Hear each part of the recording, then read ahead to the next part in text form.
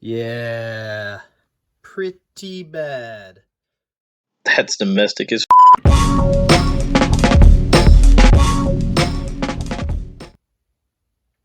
What's up, YouTube? On this episode, we're going to go through. We got the car back into the garage here and figure out what is going on. We're going to pull the valve covers off. We're going to pull all the spark plugs. And hopefully we can get to the bottom of this bottom end issue. Hopefully maybe a valve dropped. Not hopefully, but I mean, hopefully it's something simple that we can diagnose, fix, maybe send the motor off, maybe figure out what we got to do, and then, you know, get the car running again. We got more events this year. We got stuff to do. I've been trying to ramp up the race program in terms of events. This kind of puts a damper on that, but let's start tearing in, and we'll pull all the coils off and pull the plugs off. After I get to the plugs, I'll give you guys an update. All right, so we got all the spark plugs out. Took a look at them. Let's roll through them real quick. So up here, this is cylinder 1. A little bit of oil on the end, but nothing too bad. The diode looks okay. Cylinder 2, still looking good. Nothing real bad there. Cylinder 3, good. 4, good. 8, which is directly across from 4 there, looking good. 7, looking good. 6, good. 5, oh no! So, let me pick this up. Cylinder 5 here seems to have had a detonation issue. That's pretty bad. I don't know how well you can see that. Let me try to focus here. So, that is completely destroyed. We're gonna pull the oil now and go see what's going on there. I expect some shimmer. Kind of good and bad news, I guess. There's only one cylinder down on the motor, but it does mean that the motor's got to come out. So let's pull a motor and send it off. But first, let's check the oil and see how shimmery it is. So another quick thing to show before the oil. This is that plug for cylinder 5. You can see a lot of white dust on it. The spark plug had the same type of dust on it. You can see, obviously, the other ones don't. Usually dust like that that's white on a plug means that you had a spark that was too hot. So in this case, it would be, like I said, I think it's detonation. I don't know. I'm not by any means an expert in terms of motors and tuning and all that, but I do know how to read plugs, and white means too hot, so I don't know if that applies to when the plug actually explodes. But yeah, we're putting the coil packs back on. Gonna drain the oil real quick, but just wanted to show you guys that real quick. All right, so we are under the car. We have the oil catch can all cleaned out here so we can see anything in it. Used a bunch of brake clean on that. So let's pull this plug and see if we see any gloss as it's pouring. And then we will check afterwards to see if there's gloss in the pan.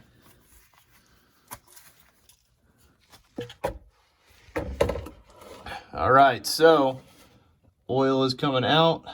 No real shimmer yet. That looks like a chunk of something. Don't really see any shimmer. Smells pretty good. I mean, I did cut the car off as soon as it happened. I don't know if I cut the car off or really the car cut itself off. But as soon as it happened, that's what happened. I didn't keep running. We tried to crank it over in the trailer on the way out just to hear it, and it did not sound good. So we did not keep going on that. So the oil, this is a good sign. Oil looks relatively okay. If it just detonated one time and cut that cylinder off, maybe we're in decent shape. Like I said, still got to pull the motor. We're going to run this pan side to side here in a second, see if there's anything in it. But on the drain, it looks all right. So here we're going to do the little side to side test to see if there is any flake in it. moving the light. I mean, it doesn't look like I don't see any there, you know. Usually if you tore something up really bad, you'd see some metal at the bottom.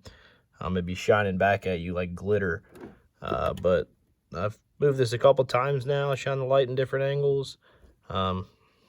It definitely looks like we may have gotten away with a little bit of luck here without tearing too much up. All right, so as much as I'd like to say just camera magic, motor's out, not the case.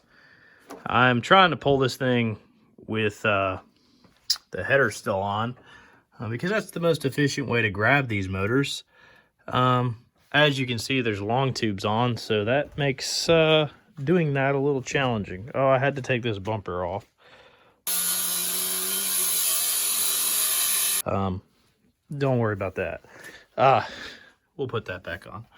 But you can see down there, headers riding on there, so I'm gonna keep trying.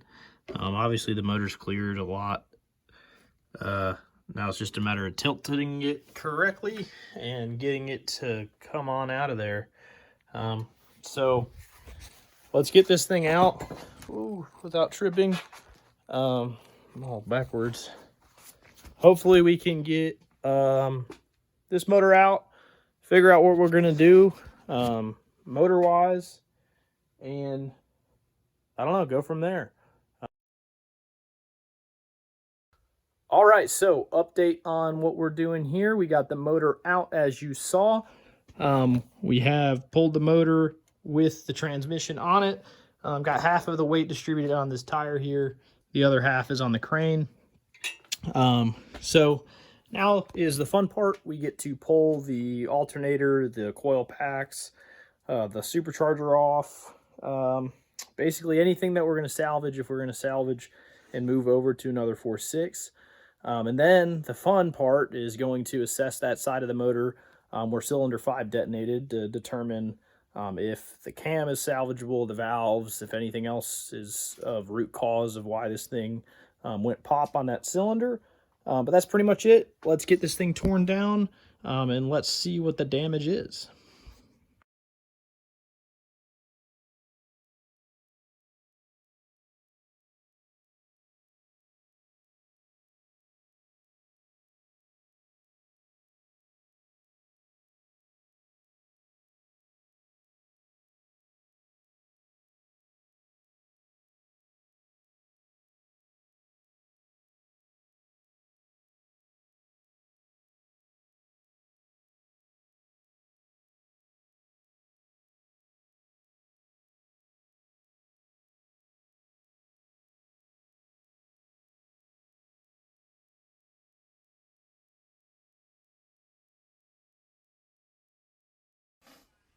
All right, I'm gonna take a break.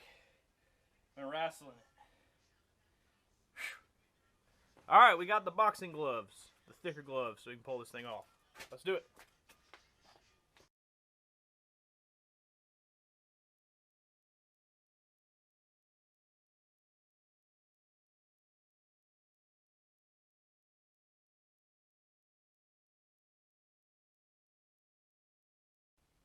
All right, ring the bell. It's round 3. Let's get this trans out.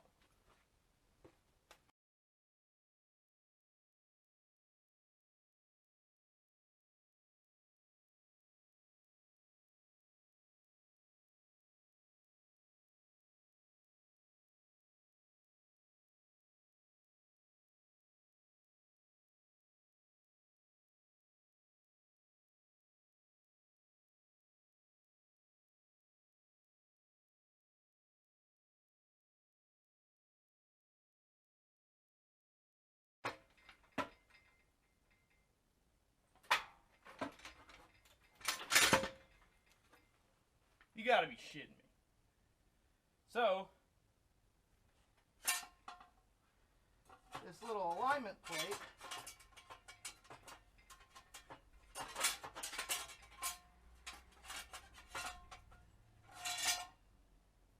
make sure you take it off. Otherwise, you'll spend like an hour, like I just did, trying to pull a transmission that won't come out because there's 2 bolts on a small piece of sheet metal. This is what happens.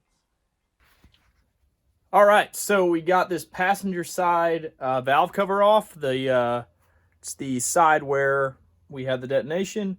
But looking at the cam, looking at the lifter and the springs and everything, looks like it didn't break a spring.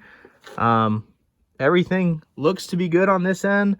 Now, who knows what the actual valves look like. Probably going to pull this head off and see, and then go from there. But kind of good news that the valve train side on the passenger side where we had the detonation looks good. So let's keep tearing in. So, all right, guys, here's the moment we've been waiting for. Got the head off. Let's take a look. Yeah, pretty bad. I would say that piston let go. So these are forged pistons. As you can see, that there's a valve there. Obviously, the valve beat up the piston there pretty good. Here, let's put this back up here and grab this. I mean, this is the bottom of the valve that broke off. So there's shrapnel in some of these other pistons or some of these other cylinders, so I don't know. The cylinder wall actually looks okay, but as you can see, that got beat up pretty good.